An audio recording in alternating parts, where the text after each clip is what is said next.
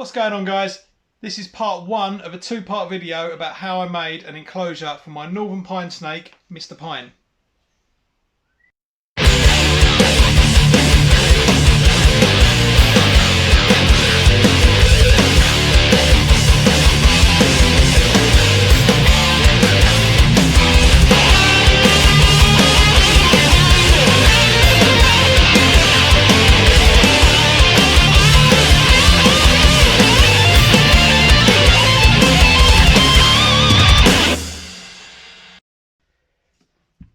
Okay, so the main components of this one is going to be topsoil and cocoa fibre.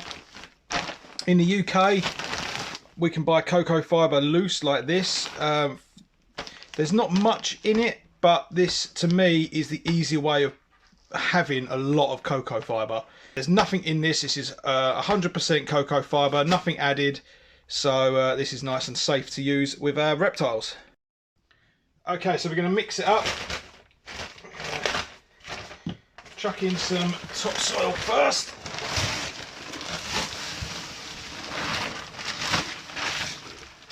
Now going for a nice deep substrate layer. Northern pine snakes are found in pine and oak forests. They're very capable diggers. They'll burrow. Yeah, so they'll definitely use a lot of soil if you give it to them. I would say that from experience with my guy, he's a lot more capable of burrowing and digging, and is a lot more at home on the ground than he is climbing. And then I'm going to mix that about 50-50, I reckon, with this cocoa fibre. Kind of just adds a nice bulk. And then what I'm going to also do is add some orchid bark to the mix as well. So I'll go and get that. Okay, so we've got orchid bark, and also what's in the bucket was some old leaf litter. I'm going to add a lot more leaf litter on top. And then we're also going to throw in some play sand. Probably a bit more than that. But let's start with this. And I'm just going to mix it all up with our hands. Lovely.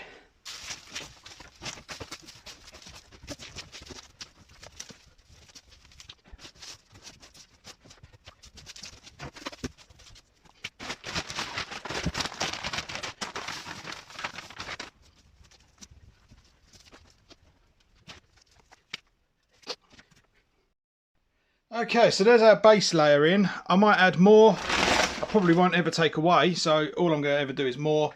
It's fairly deep at the back, as you can see, right down to there in the back. The front's not as deep. I'm going to try and slope it up. We've got 2.5 foot on this vivarium, so it's 6 foot wide, 2.5 foot back, and 3 foot tall. So we've got loads of room to play with. But what I'm going to do is add the logs, stuff like that, maybe bury them into the soil a little bit more, so that'll push the soil about a bit. Okay, so here's my first vertical branch. I'm actually going to put some more bigger decor in before I put any more in, just in case that takes up too much space. So let's get some big stuff in. Okay, so I found this in the woods.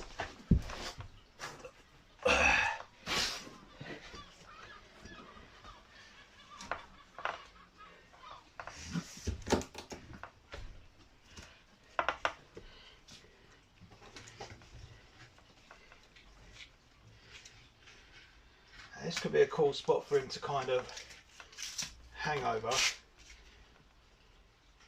coupled with the next piece that I've got as well. So I might dig this in. Let's see. Oh no, so this thing sat for a while rotting like that.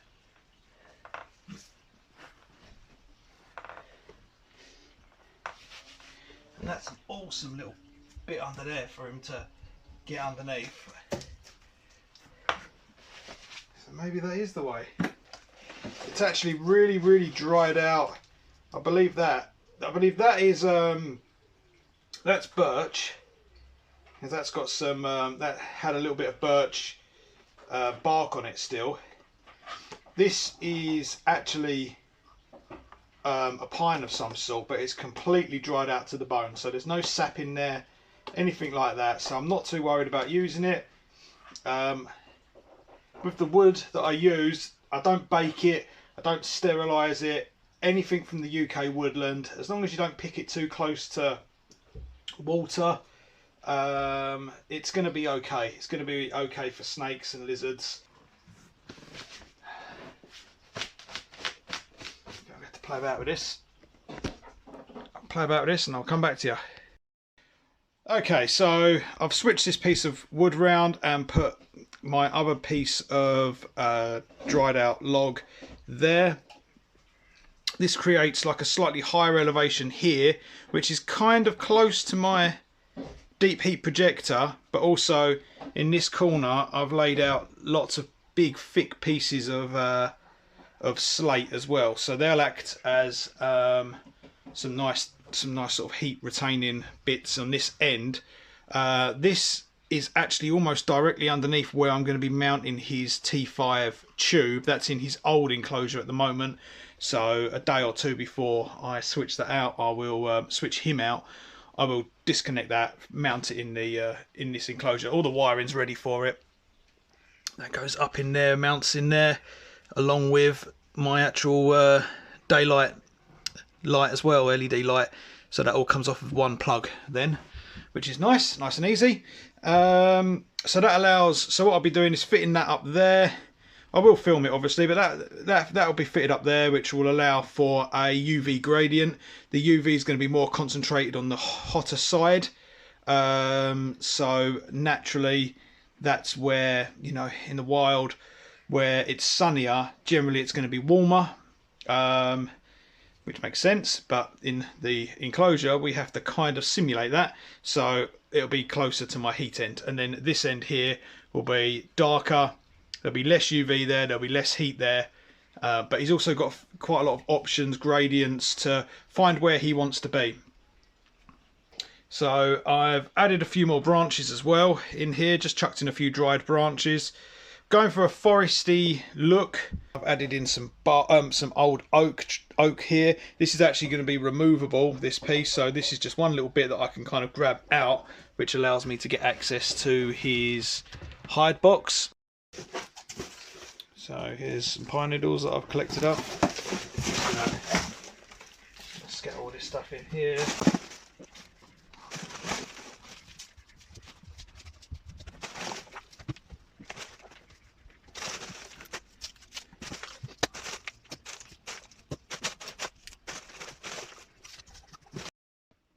Okay, so since the last clip I have been down to the woods.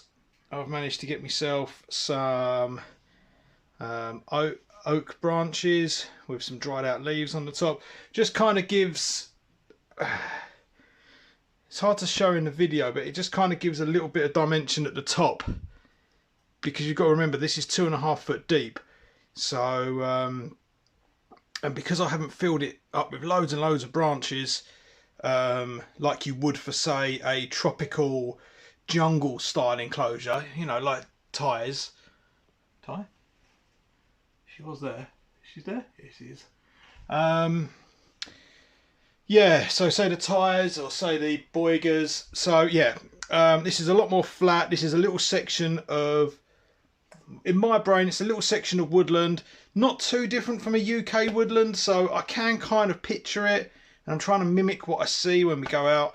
So I'm just trying to just break up the top a little bit more, rather than fill it up full of branches that she's not going to use. And also, he's not going to use, it's not she.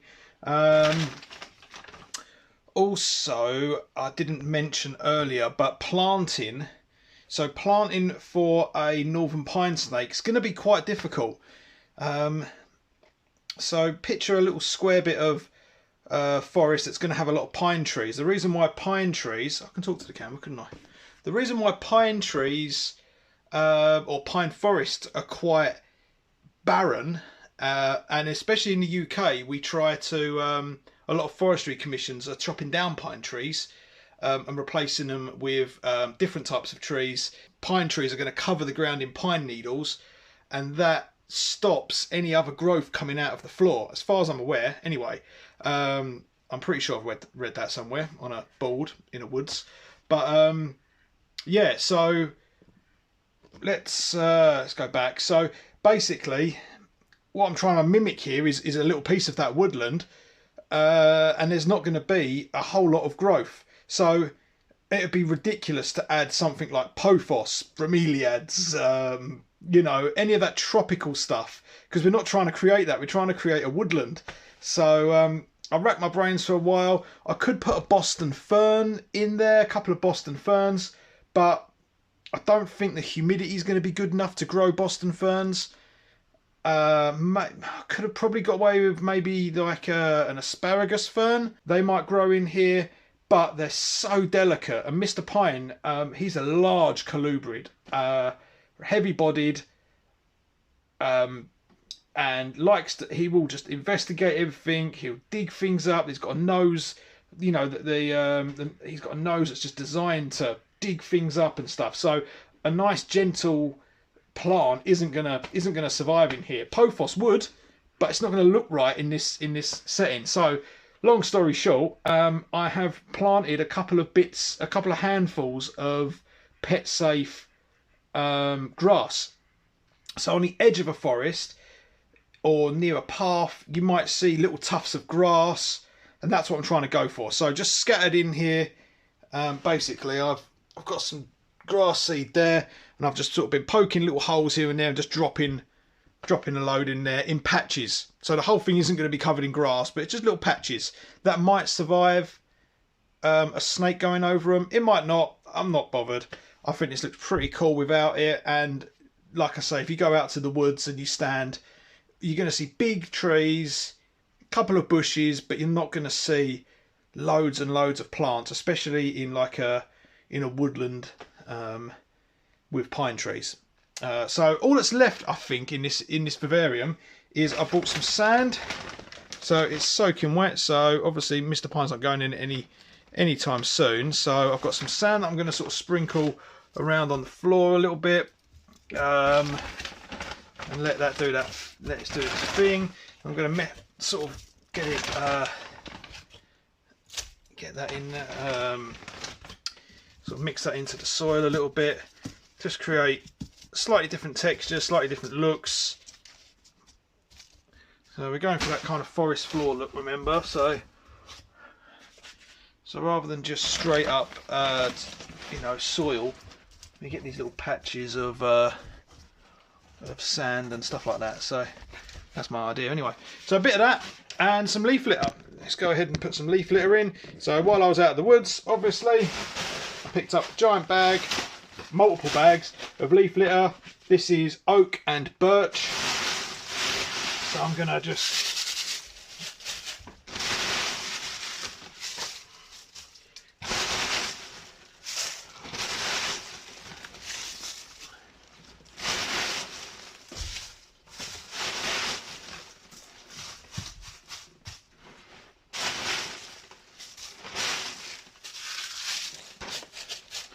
get that in there as well.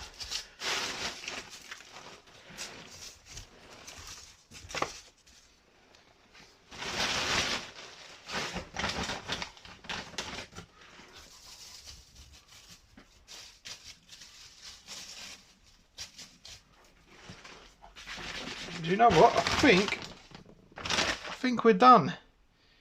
I think we're done. Might add more leaf litter, but to be honest with you, the more I put in here now, I think I might just spoil it. So I'm going to chuck some isopods inside.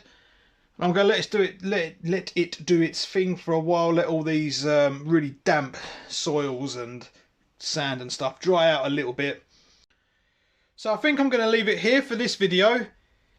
That's most of the hardscape done. In the next video, we're going to talk about the heating system that I'm using, the UV placement, and some of the other bits. We'll talk a little bit about the moss box and I'll show you inside that and how sort of quickly how I built it. So thanks for tuning in with this, guys, and I'll see you in the next video.